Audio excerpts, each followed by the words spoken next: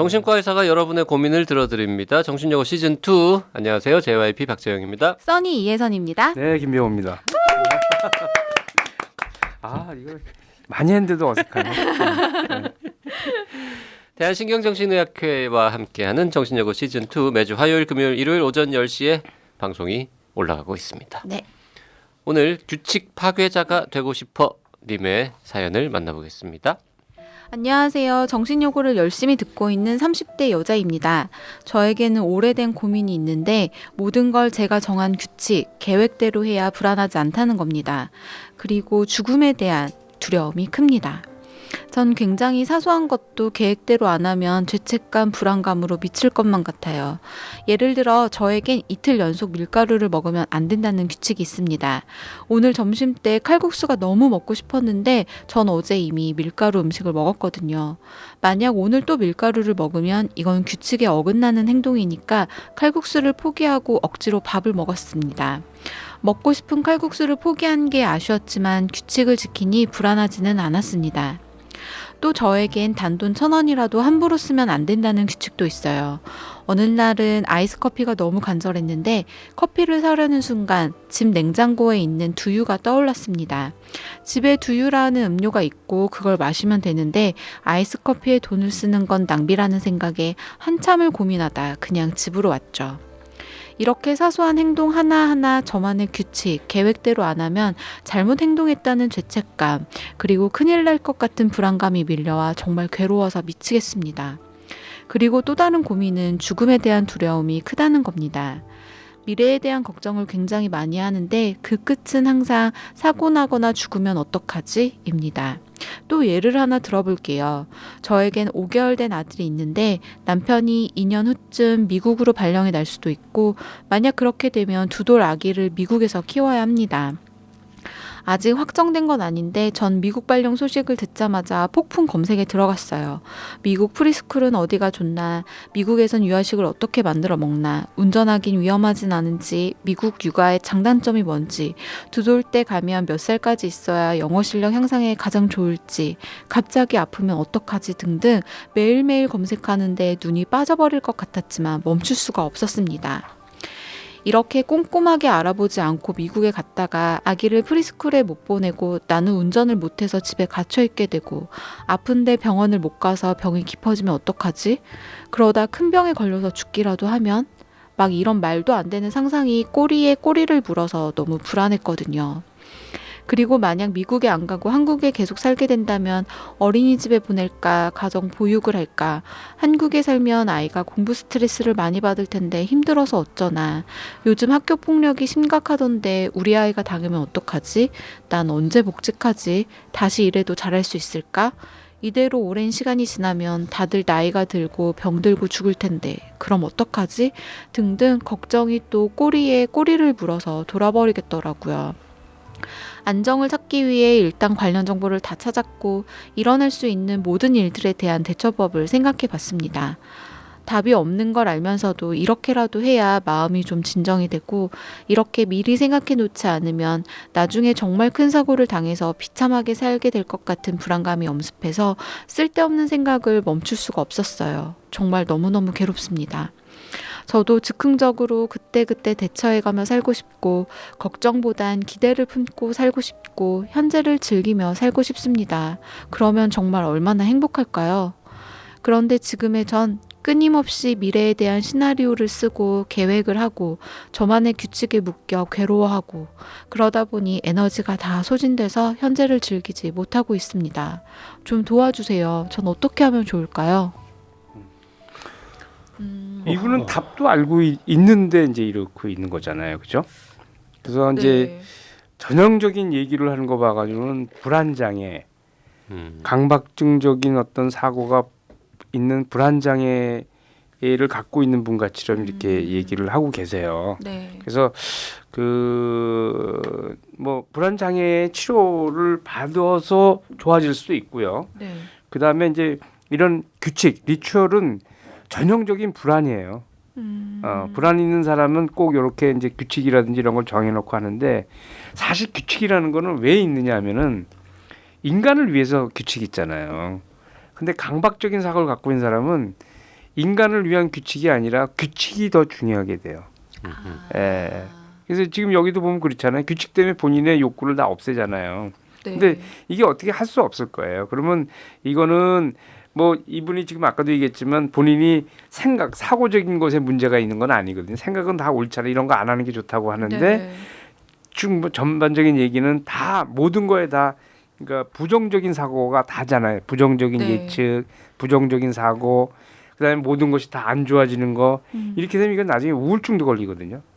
그래서 그 생각을 이렇게 만들어지는 과거의 원인에 대한 걸 또 찾아가는 방법이 있어요. 그거 이제 상담을 통해서 하는 게 이제 그런 거고, 원인을 찾아서 하는 방법을 옛날에 많이 썼는데 그 방법을 써도 되고요. 아니면 지금 이렇게 있는 상태, 이 상태 자체를 그 증상으로 보고 병을 치료하는 방법을 쓸 수도 있어요. 예, 그러면 이 경우는 그 강박증에 대한 약을 쓰게 되면은 이런 걱정, 강박증과 불안에 대한 약을 쓰면은 걱정이 좀 없어지면서 훨씬 편해질 수 있는데 너무 고통스러울 거고 지금 제가 걱정되는 건 이제 아이가 5개월인데 네. 엄마가 좀 지나면 이 아이한테도 규칙을 적용해요. 그럼 아이한테 너무 안 좋아요. 이렇게 되면은 그래서 지금은 본인이 통제되지 않는 알다시피 이거는 그렇잖아요. 규칙이 나를 위한 규칙이 아니라 규칙이 불안하니까 규칙을 만들어 놓고 어거지로 규칙을 나한테 집어넣다 보니까 고통스러운 이런 상황을 얘기하니까 그 규칙에 과학적 근거도 없잖아요. 밀가루 2번 먹으면 안 된다는 그런 근거가 없잖아요. 이게 전형적인 그 불안에 의한 강박적 사고거든요. 그래서 이런 것들이 제어할 수 없으면은 본인이 제어할 수 없으면은 치료를 받아보는 게 어떨까. 이 경우는 전 딴 것 때문에 그런 게 아니에요. 아이 때문에. 아이 때문에. 네, 아이 때문에. 근데 이제 미국을 들어가신다 그러니까 어떻게 치료해야 되는지는 언제일지 모르지만 그래서 치료해 보면 예상해 보면 이런 거예요. 그래서 치료해서 의외로 강박증이 약에 잘 치료가 돼요. 약물에. 네네. 네, 그건 강박증이 그래서 심리적인 병만이 아니라 우울증하고 마찬가지로 뇌의 어떤 변형에 의해서 이미 온 거기 때문에 치료도 잘 되고 심한 강박증 수술까지 해요. 네, 이 얘기 뭐냐면 물리적인 병이라는 거거든요. 그래서 지금 이게 제어되지 않고 본인의 삶을 너무 힘들게 만들고 나중에 아이하고도 관계가 이렇다 그러면은 그럴 때는 약을 좀 쓰는 거가 이게 심한 병을 쓰는 약이라기보다는 그냥 우리 그냥 쉽게 얘기할 때 감기 같은 병 이렇게 생각하거든요. 이 정도의 것은 그러면은 그 강박적 사고 좀 없어지고 불안 좀 없어지면서 본인이 생각이 안 그렇다라는 걸 느끼고 그런 상태를 본인이 느끼게 되잖아요. 네. 그러면 또 그거 약을 먹어서 좋아진 것 때문에 여기서부터 자유로워져요. 난 이렇게 자유로워질 수 있겠구나. 네. 그래서 좋아질 수 있으니까 만약에 본인이 제가 권한다면 선생님들 만나가지고 상담을 받아보는 거 우선 해보고 네. 상담을 통해서 과거를 찾아보면서 편해졌다 하면 그 방법을 해보고 안 되면은 약을 쓰는 방법도 굉장히 추천해보고 싶어요. 실제로 너무 고통스럽게 사는 거예요.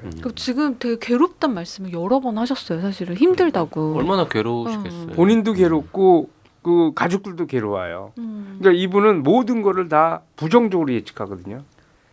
부정적으로 예측하고 부정적인 생각만 계속 있으면 실제로 부정적이 돼요.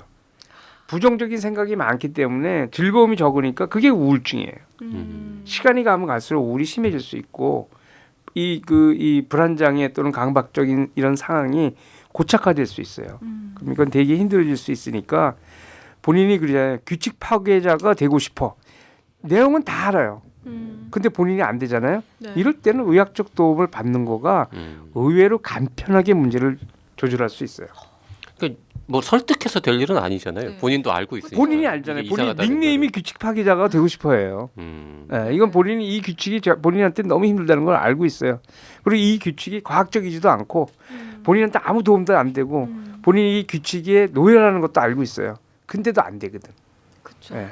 알면서 못하면 약을 먹거나 그럼요. 상담을 받거나 의외로, 도움을 받으면 의외로 해결될 수 있는 굉장히 거죠. 빨리 좋아질 수 있어요. 혹시 말이죠. 음. 지금 이분이 밀가루 음식을 이틀 연속 먹으면 안 된다고 하는 규칙을 갖고 있잖아요. 그래서 선생님 같은 전문가가 막 이렇게 설득하는 거예요. 그거 규칙을 3일 연속 먹으면 안 되는 걸로 한번 바꿔봐라. 왜? 3일 하면은 그럼 이틀은 최소한 먹을 수 있잖아요. 그렇게? 그리고 단돈 1,000원도 함부로 쓰면 안 된다는 규칙을 10,000원 이하는 그냥 함부로 쓰는 걸로 한번 해봐라. 이렇게 막 얘기하면 어때요? 돼요. 되는데 그러면은 밀가루를 이틀 3일은 먹을 수 있어. 근데 다른 데 또 생겨.